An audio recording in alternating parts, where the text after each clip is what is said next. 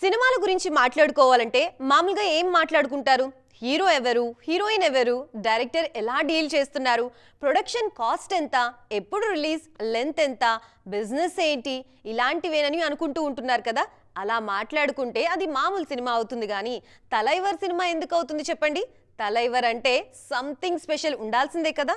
70+ హీరోలకి స్టోరీని ఎవరు మాత్రం ఎలా డిజైన్ చేయగలరు అనే పిచ్చి పిచ్చి అనుమానాలకి ఫుల్ స్టాప్ పెట్టిన సినిమా జైలర్. తలైవర్కున్న క్రేజ్ కి, ఆయన స్టైల్ కి ఏస్తో సంబంధం లేదని పర్ఫెక్ట్ క్యారెక్టర్లని డిజైన్ చేసి జైలర్ ని సూపర్ డూపర్ అనిపించేశారు. ఇప్పుడు సీక్వెల్ సెట్స్ మీదుంది. ఫస్ట్ పార్ట్ లో కనిపించిన అదర్ లాంగ్వేజ్ స్టార్ హీరోలు ఈ వర్షన్ లోనూ కంటిన్యూ అవుతున్నారు. రీసెంట్ గా మోహన్ లాల్ ఆయన పోర్షన్ కంప్లీట్ చేశారు. బాలయ్య చేస్తారనే టాక్ మొన్నటి దాకా కూడా వినిపించినా ఇప్పుడు అందులో నిజం లేదని తేలిపోయింది. అఖండ సీక్వెల్ తర్వాత నేరుగా గోపీచంద్ మలినేని సెట్స్ కి వెళ్లిపోయారు బాలయ్య. బాలయ్య లేరని మన వాళ్లు కాస్త నిరుత్సాహపడినా షారుఖ్ ఉన్నారనే వార్త తెలిసి సూపర్ అంటూ ఇలలేస్తున్నారు నార్త్ జనాలు. రజనీకాంత్, షారుఖ్ గతంలో రావణ్ లో కలిసి సందడి చేశారు. ఆ తర్వాత షారుఖ్ లుంగీ డాన్స్ కి అద్భుతమైన అప్లాస్ వచ్చింది.